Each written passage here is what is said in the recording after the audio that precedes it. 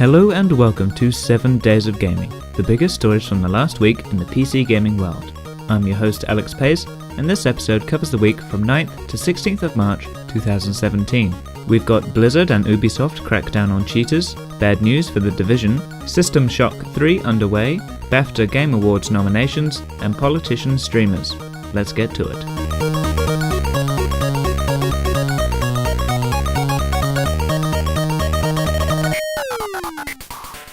Blizzard is trying to get a prolific cheat maker to pay up. Bossland have made some of the most popular cheats for Blizzard games, including Honor Buddy, Demon Buddy, Storm Buddy, Hearth Buddy, and Watch Over Tyrant.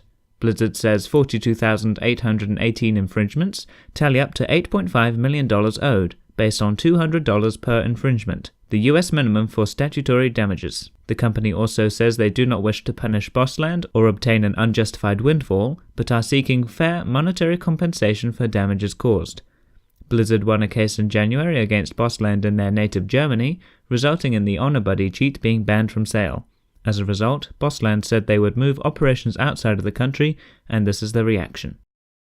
Blizzard are also handing out 8-day and perm bans in World of Warcraft, taking action against accounts that deliberately violated the World of Warcraft terms of use, offering to clear out dungeons and raids for cash. With some prices rising into the thousands and involving those from top raiding guilds, the ban is certainly high profile. Naturally, Blizzard say they will be keeping a much closer eye on things in the future. Another big company dishing out justice is Ubisoft, banning over 1,500 For Honor AFK farmers for 3 days, with another 4,000 sent warnings. This comes 2 weeks after the company announced it was watching games for and gathering evidence against players who participated in the practice. Further bans may come in the future, and those caught using cheats risk being perm banned. Rocket League have announced sales and player numbers 8 months after release, boasting 10.5 million copies sold and 29 million registered users, the large discrepancy between the two numbers being due to the users count including PlayStation Plus purchases and split-screen players. Despite these statistics, Psyonix say there won't be a sequel anytime soon. Vice President Jeremy Dunham argues, why would we want to take this huge community that we've already built, that is still growing, and say what you're playing now is going to be irrelevant in 12 months? Our goal was to keep making Rocket League better and better so that we don't lose any of the people that want to play. Another game doing well is Cities Skylines, which has sold 3.5 million copies in the last 2 years. Pretty decent for a city building sim. 250,000 of those sales were reached within the first 24 hours, and a full million within the first 2 months. The title is Paradox Interactive's best-selling game, and like many other games, attributes its success to an active modding community and continued content and support updates. The nominations have been announced for the upcoming BAFTA Game Awards, with Uncharted 4 leading with 8 nominations, followed closely by Inside at 7 and Firewatch at 6. Overcooked, The Witness and Overwatch have 4 nominations each, and Rocket League, Stardew Valley and Dota 2 have a couple between them. The winners will be announced on the 6th of April.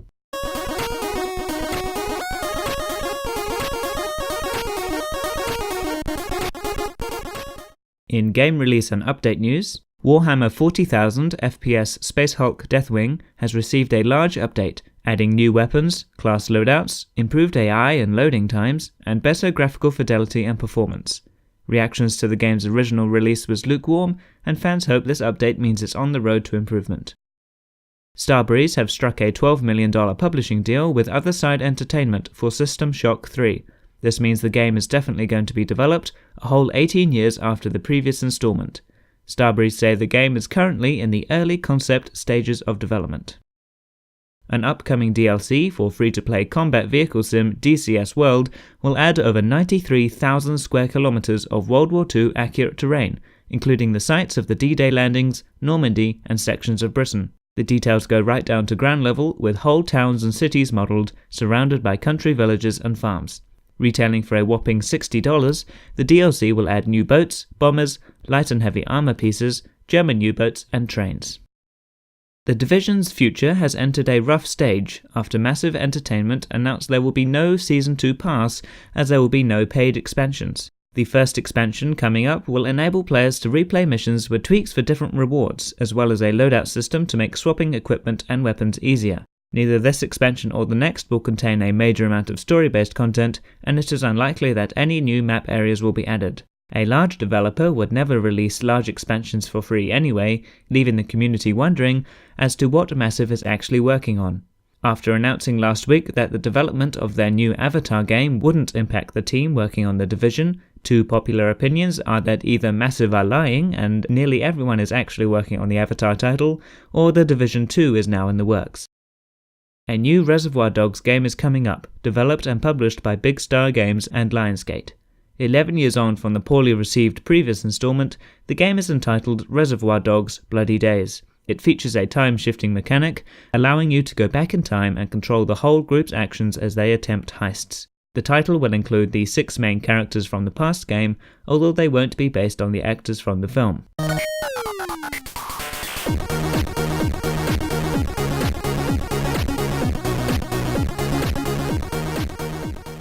In eSports news, the main qualifiers for the Dota 2 Kiev Major took place this week, with teams around the world competing in regional competitions. The winners advanced to the group stage later this month. In the North American qualifiers, Team Onyx beat Complexity 2-1. In South America, SG Esports ironically beat Not Today 2-1. In Europe, Team Secret smashed their way through, winning all their games 2-0. In CIS, Virtus Pro took out Natus Vincere 2-0. And in China, both IG Vitality and Invictus Gaming are advancing, having both won against each other 2-1. In an international first, Washington DC has made a major investment in esports, both agreeing to sponsor NRG Esports and building a $65 million 4,200-seat arena late next year. Events DC Chairman Max Brown says this is just another prong in our strategic approach to make DC a great place to live, work and play.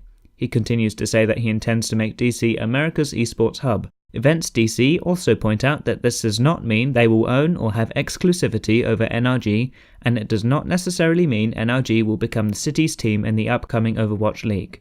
They say the sponsorship acts as a validation for the city-based approach that Blizzard are trying to put together. Quake Champions is getting a new mode called Duel.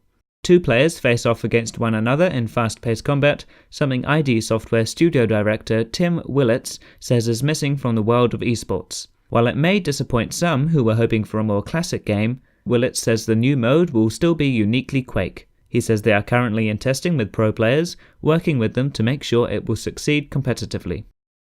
Swedish politician Rickard Nordin has taken to Twitch, streaming Hearthstone on a weekly basis. He says he started the practice to have conversations with viewers and his fellow politicians, with a focus on giving esports the same treatment as other sports. Norden says he wants to promote the good things about esports, like team spirit, learning the English language, quick decision-making, thinking strategically and logically, and so on. He says there are a lot of prejudices against esports that need to be overcome, and he has plenty of work to do before it is fully accepted into society. According to him, this is where the people are. Some politicians stand outside the supermarket discussing food prices. He is on Twitch discussing esports. Nordin streams on Tuesdays at 7 p.m. Central Eastern Time and plans to continue at least until the summer. While he will be speaking mostly in Swedish, he has promised to try and answer some English questions as well.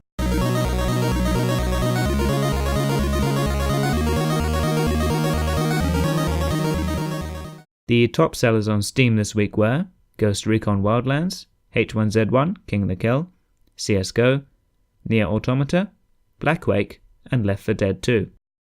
Finally, my favourite story of the week was researchers have used the end of the closed beta for 2014's MMORPG Archage to study how people might act during the end of the world. The beta was useful because it ended with a complete wipe of everyone's progress during the period. The players knew this was coming, and they knew when it was coming. Over 270 million records were analysed. The researchers explained that the mapping principle states that behaviour of players in online games is not very far from the behaviour that humans exhibit in the real world. The study showed that while some players engaged in antisocial behaviour like killing friendly players, most did not. The majority of players gave up on things like questing and levelling up, instead increasing their social interaction with other players, exchanging more chat messages and playing together in parties more often. It also showed that those outliers who behaved badly didn't stick it out to the end of the beta. So, in summary, people at the end of the world are likely to be slightly happier, strengthen and make new social bonds, but also have a small chance to be complete idiots.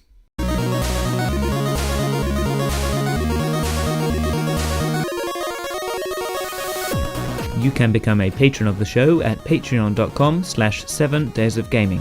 Get snazzy rewards and perks in return for everything you donate going towards improving quality and equipment. Whoever signs on before we reach $20 a month will enter into the Hall of Fame, where you can have 2 links of your choosing displayed on the website. Thanks a bunch for listening to the episode. You can check out the show at 7daysofgaming.com and sign up to the email list, where you get a new podcast in your inbox every week. Make sure you're subscribed on iTunes, Stitcher, or wherever you get your podcasts. You can also follow me on Twitter at 7_D_G, leave a like on the Facebook page, and join the Steam group.